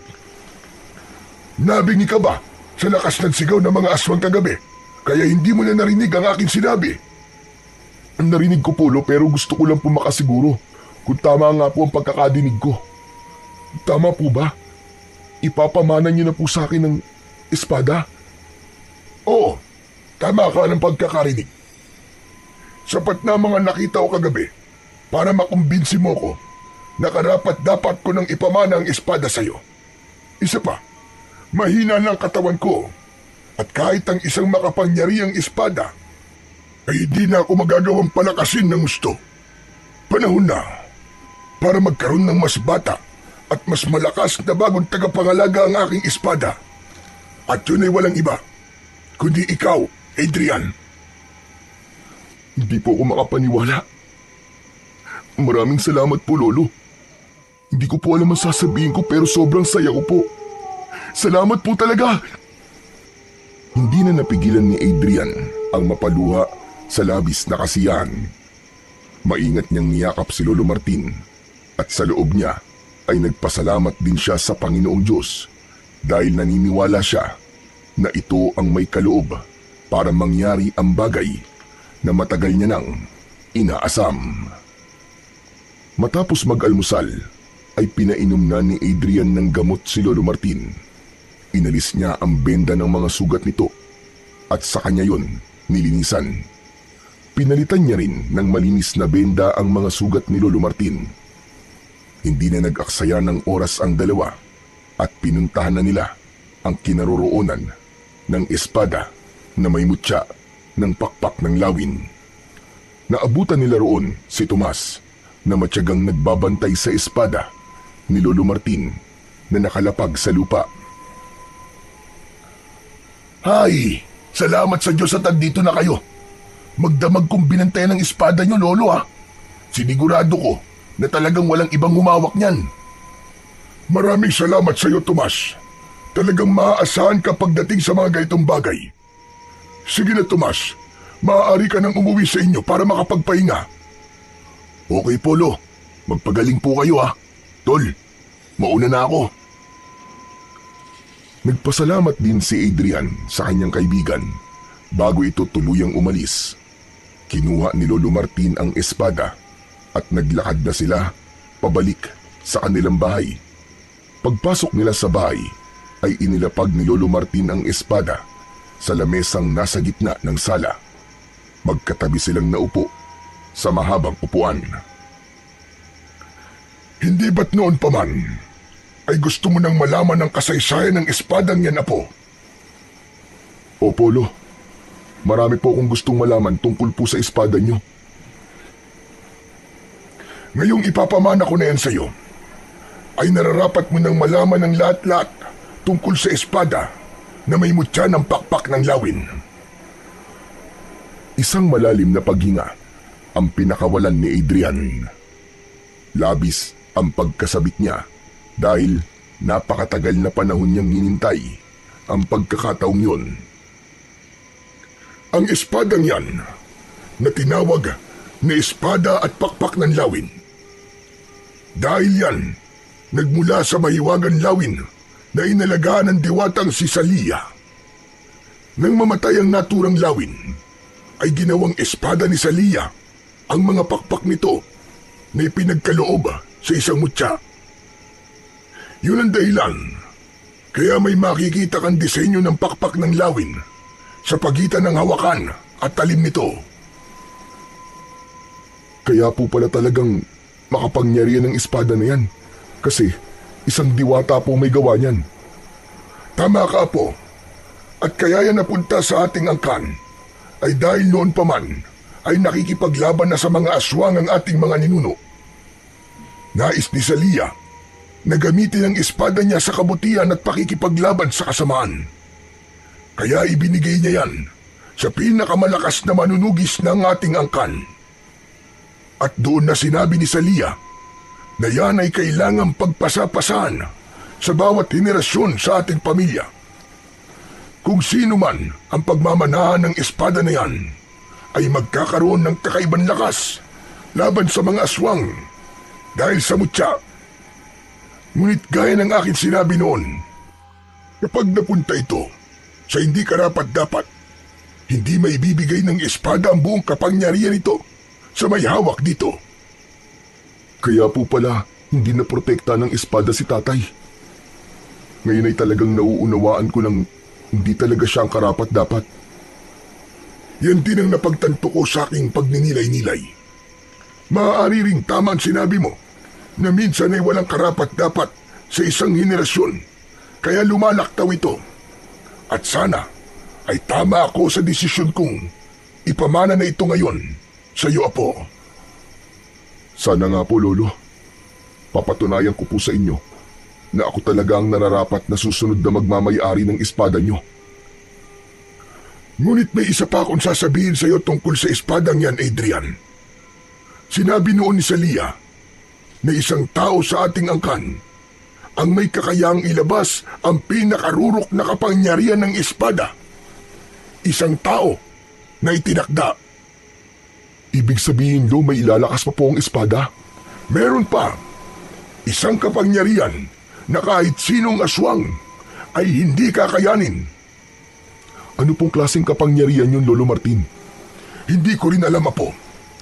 Sa dami na ng nagmamay-ari ng espadang yan, ay wala pang nakakapagpalabas ng rurok ng kapangyarihan yan. Hindi naman po siguro akong itinakda. Hindi ko na po nanaisin yun dahil masyado nang mataas ang pangarap ko kung pati yung po ay gugustuhin ko pang abutin.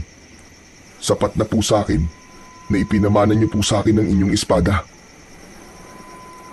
Hindi natin alam ang mangyayari sa mga susunod na araw, kaya wag muna tayong magsalita ng tapos. Pero ngayon, oras na para ipamana ko sa iyo ang espada na may mutya ng pakpak ng lawin. Halika, tumayo ka sa tabi ng espada. Sinunod ni Adrian ang sinabi ni Lolo Martin. Kinuha ni Lolo Martin ang espada at tumayo ito sa harapan ni Adrian. Pinaluhod nito si Adrian na agad naman niyang ginawa. Ipinatong ng matanda ang talim ng espada sa kaliwang balikat ni Adrian at pagkatapos ay sa kanan. Sa araw na ito, tinatapos ko na ang tungkulin ko bilang tagapangalaga ng espada na may mutya ng pakpak ng lawin. Ang pangangalaga sa espadang ito ay aking ipinagkakatiwala sa aking apo na si Adrian. Naniniwala ako na siya ay karapat-dapat dahil sa kanyang tapang at malinis na puso. Kinuha ni Lolo Martin ang kaliwang kamay ni Adrian at gamit ang talim ng espada ay hiniwa nito ang palad ni Adrian. Napangiwi si Adrian sa sakit, ngunit tiniis niya yon. Batid niya na yun ay parte ng ritual ng pagpapasa sa kanya sa pangangalaga ng espada. Iginiya ni Lolo Martin ang dumudugong palad ni Adrian sa tapat ng espada. Pumatak ang dugo niya sa talim nun. Pinatayo na siya ni Lolo Martin pagkatapos. Sa ngalan ng diwatang si Salia na siyang lumikha sa espada na aking hawak at sa kapangyarihang ibinigay sa akin na siyang pipili sa bagong tagapangalaga, buong puso kong ipinapamana sa iyo, Adrian, ang espada na may mutya ng pakpak ng lawin. Ngayon, maaari mo na itong hawakan at tanggapin. Inilahad ni Adrian ang kamay niya. Nang ilagay doon ni Lolo Martin ang espada, ay naramdaman niya ang init nun. May kakaibang sensasyon siyang naramdaman sa kanyang buong katawan. Isang mainit na enerhiya ang dumaloy sa kanyang mga ugat Maingat na hinawakan ni Adrian ang espada. Tinignan niya ang bawat detalyeng nakaukit doon. Tumuon ang mata niya sa pakpak ng lawin na nasa pagitan ng hawakan at talim ng espada. Simula sa araw na ito, ikaw nang tagapangalaga ng espada. Gamitin mo yan sa kabutihan at pakikipaglaban sa kasamaan. Gamitin mo ang espadang yan sa pagtulong sa mga nangangailangan. Pangako po, hindi ko po ito gagamitin sa kasamaan. Ipapakita ko po sa inyo at kay Salia na ako ay karapat-dapat na maging tagapangalaga ng espada ng pakpak ng lawin. Habang hawak ni Adrian ng espada, ay naramdaman niya ang bigat nito sa kanyang mga kamay. Alam niya na yun ay dahil sa kapangyarihang nakapaloob sa espada. Agad ding sinimulan ni Lolo Martin ang pagsasanay kay Adrian sa paggamit ng espada. Tinuruan nito si Adrian kung paano ang tamang paghawak sa espada at kung paano ang pag-atake at pagdepensa. Naramdaman ni Adrian ang kakaibang ugnayan nila ng espada na para bang sumasabay ang sandata sa tibok ng kanyang puso. Isang hapon, habang abala si Adrian sa pagsasanay ng mag-isa, ay biglang dumating si Tomas. Hindi niya namalayan ang pagdating ng kanyang kaibigan, kaya nang ihampas niya sa hangin ng espada, ay muntik na itong mapugutan ng ulo. Agad namang inilayo ni Adrian ang talim ng espada sa leeg ni Tomas, na pinagpapawisan dahil sa takot. Anak ng, ano ba tol? Buntik mo na akong patayin ah! May galit ka ba sa akin? Bigla ka na lang kasing sumusulpot eh. Magpasalamat ka at hindi ko naputol ang ulo mo. Mabuti na lang talaga. Parang nakita ko kanina ang lahat ng nangyari sa buhay ko simula nang isinilang ako ah. Akala ko katapusan ko na talaga tol. Pero teka, espada ni Lolo Martin yung hawak mo ah. Bakit mo hinawakan yan? Baka malasing ka tol.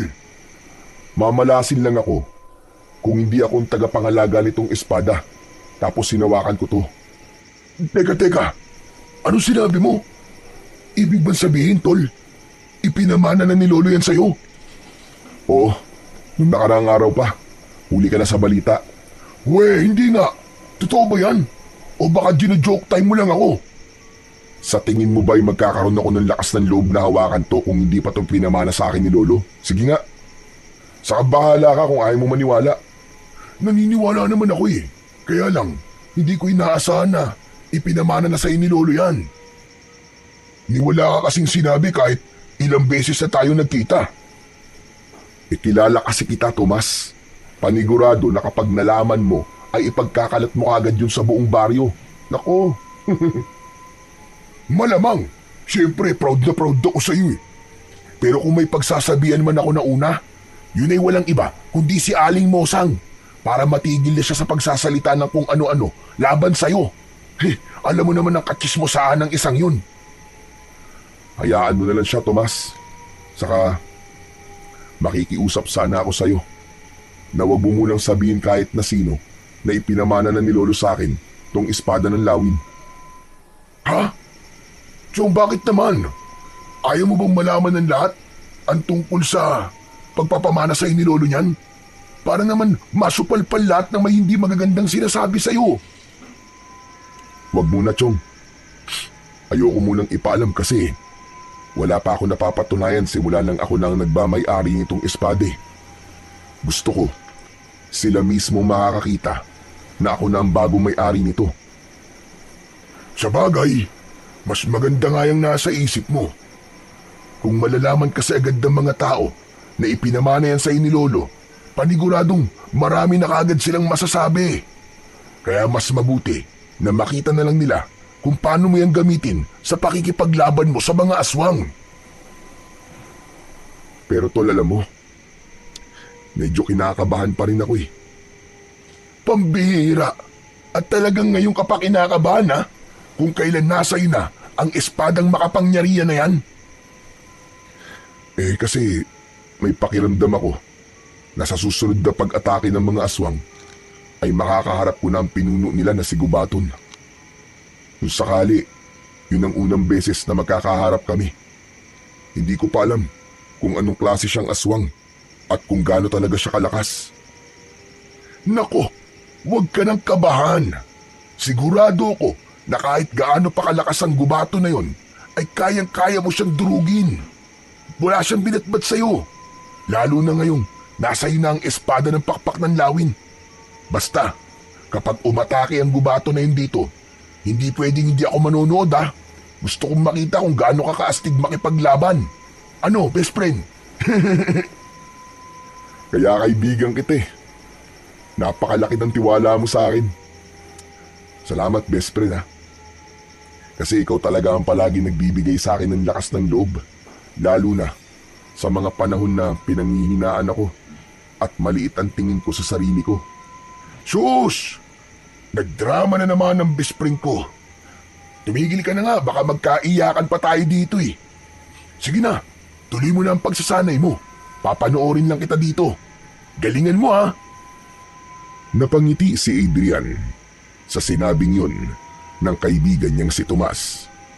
Ipinagpatuloy niya na ang kanyang pagsasanay habang bakas sa mukha ni Tomas ang labis na paghanga sa mga galaw na kanyang ipinapakita rito.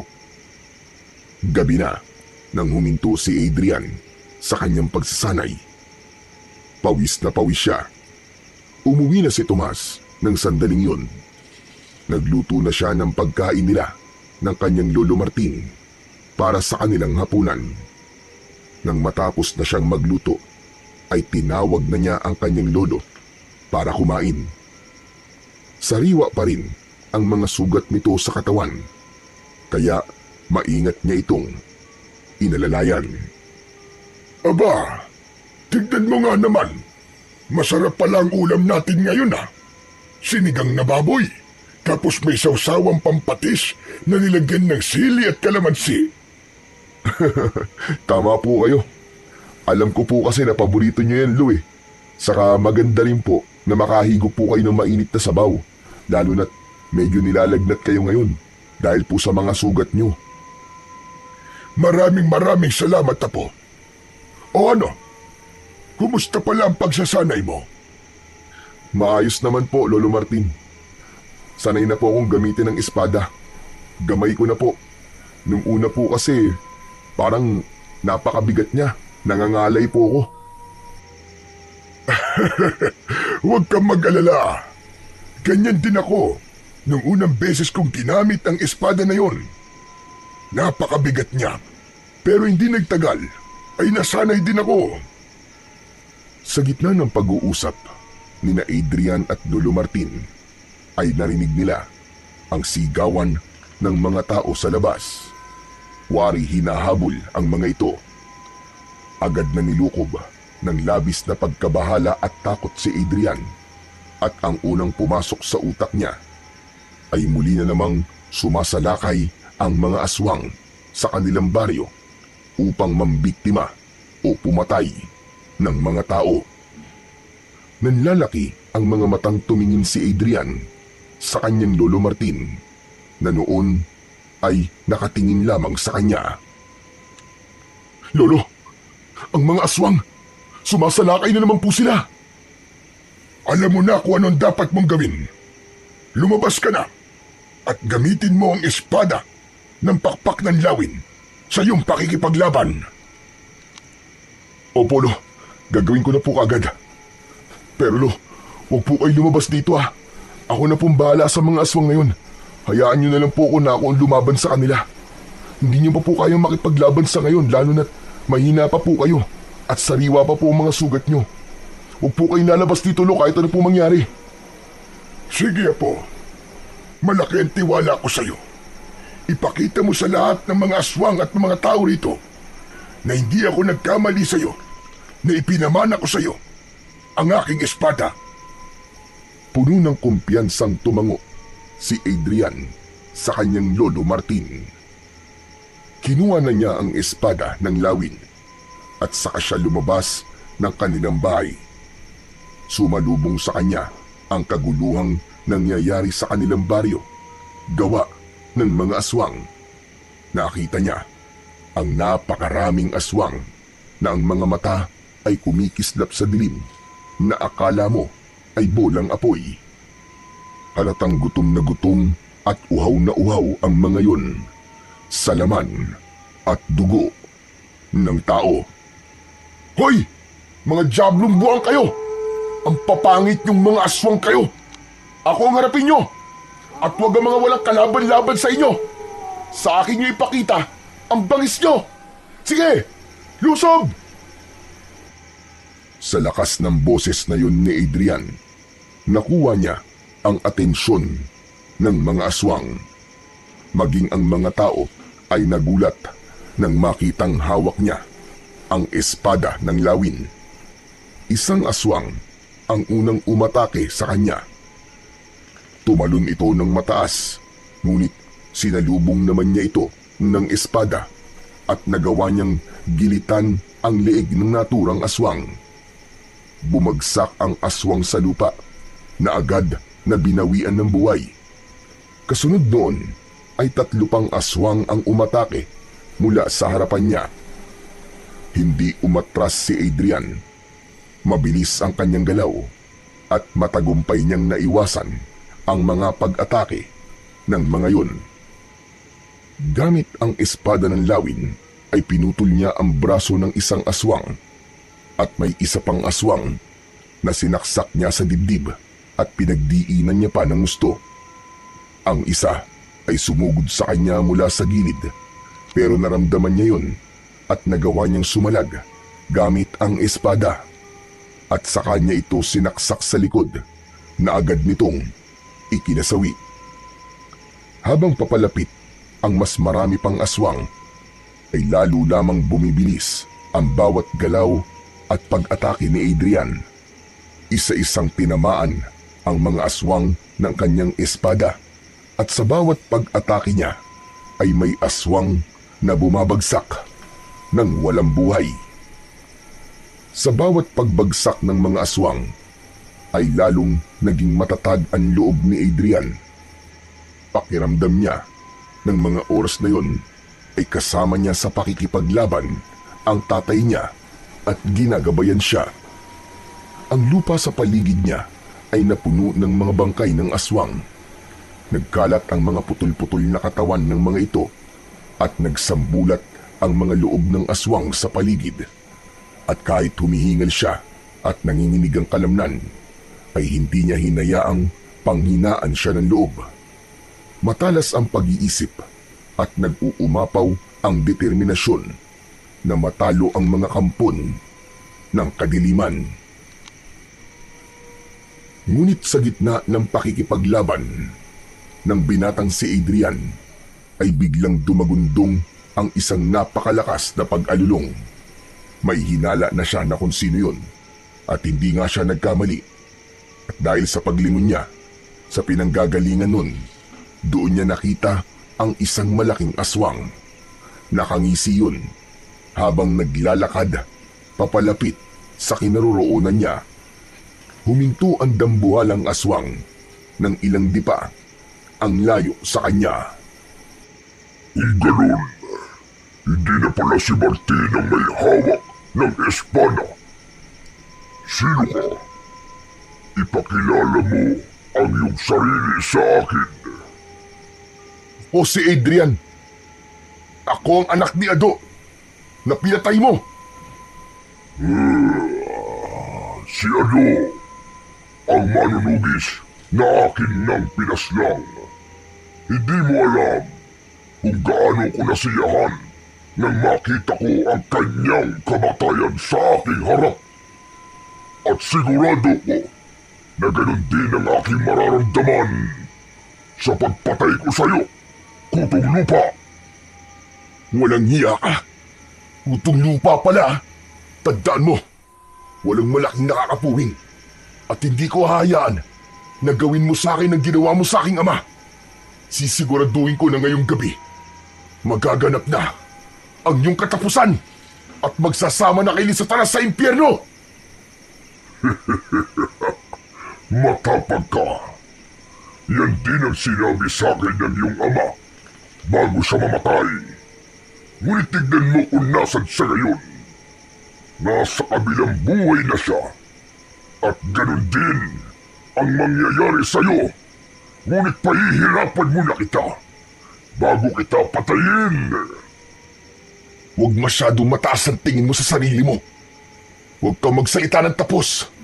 Lalo na't hindi mo alam kung gaano katindi ang kagustuhan kong wakasan na ang iyong kasamaan.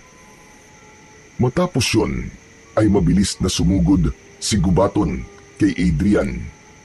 Agad naman itong sinalubong ni Adrian gamit ang espada ng lawin. Iniwasan ni Gubaton ang kanyang pag-atake. Sa simula, naging patas ang laban ng dalawa. Nagawang masugatan ni Adrian ang balikat ni Gubaton dahil sa isang mabilis na pag-atake. Nakipaglaban si Adrian sa pinuno ng mga aswang na si Gubaton na parabang matagal na siyang sanay gamitin ang espada ng lawin na ginawa ng isang makapangyarihang diwata. Ngunit hindi nagtagal, ipinakita na rin ni Gubaton ang tunay nitong lakas. Tumalon ito ng mataas at sinunggaban ang binatang si Adrian, kaya napahandusay siya ng malakas at pasadsad sa lupa. At bago pa siya makabangon, ay mabilis na sumugod muli ang pinuno ng mga aswang na si Gubaton. Napigilan niya ito ng kanyang espada ng lawin, pero hindi niya napansin ang isang kamay nito na umatake mula sa ibaba at napasigaw siya dahil sa pagbaon ng mga kuko nito sa kanyang dibdib. O ano, binata? Wala kang laban sa'kin. Daya ka lang ng iyong ama na mahinang nilalang. Parehas lamang kayong hindi karapat-dapat sa espada niyan. Mga walang binatbat, mga walang silbi. Hindi nagsalita si Adrian. Tinignan lang niyang mabuti ang kalaban niyang pinuno ng mga aswang at pinakiramdaman ang bawat paggalaw ng katawan nito. Animo ay inaaral niya at humahanap ng tiyempo upang umatake. At sa isang iglap, bumuelo siya at nagawa niyang sugatan sa tagiliran si Gubaton.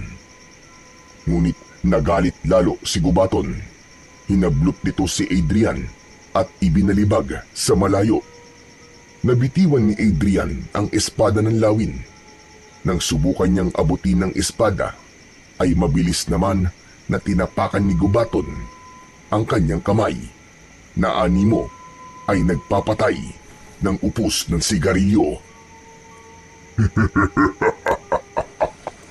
O ano? Ano ka ngayon, mahinang nilalang? Sinabi ko naman sa iyo wala kang binatbat sa akin.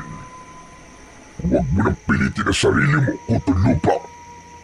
Hayaan mo na lang kasi ako. Napatayin ka na para matapos na rin ang paghihirap mo.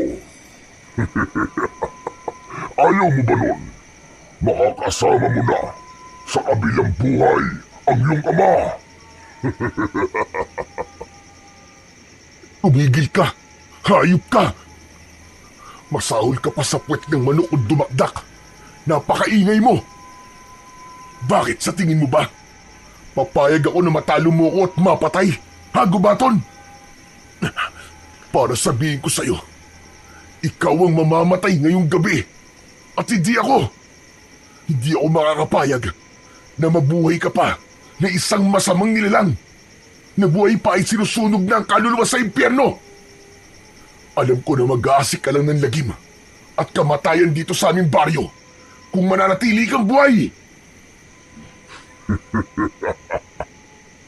Hindi lang sa inyong baryo, kundi sa iba pang lugar ako mag-aasik ng lagim. At patutunayan ko sa lahat na ako magiging hari ng sanlibutan. Uunti-untiin ko hanggang sa masakop ko na ang buong bundok. At ako na ang hihirangin na pinakakinatatakutang aswang sa lahat. Tinignan ni Adrian ang espada ng lawin. Kinausap niya yon gamit ang kanyang isip. Sinabi niya sa espada na higit niya itong kailangan sa mga sandaling yon. Labis na namangha si Adrian nang tila naunawaan naman siya ng espada dahil bigla yung binalot ng nakakasilaw na liwanag.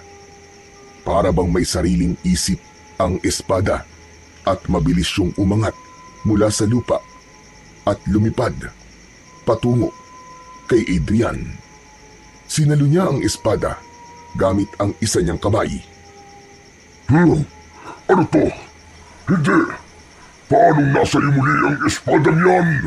Hindi maaari! Ano? Bilib ka ba ha? Sinong kutong lupa?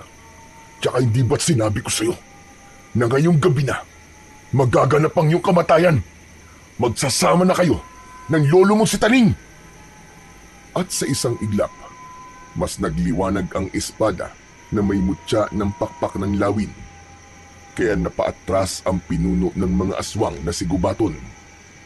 Agad namang tumayo si Adrian. Sa muling paghawak ni Adrian sa espada ng lawin, ay may naramdaman siyang kakaibang lakas na dumaloy sa kanyang buong katawan hanggang sa kanyang mga ugat at sa lahat ng himay-himay ng kanyang laman. Ang kanyang likod ay kumibot-kibot, kumirot ng pagkasakit-sakit na animoy may gustong kumawala mula sa loob. At mula roon ay unti-unti nang sumibol ang malalapad na pakpak ng isang lawin. Para siyang isang anghel na bumaba mula sa langit.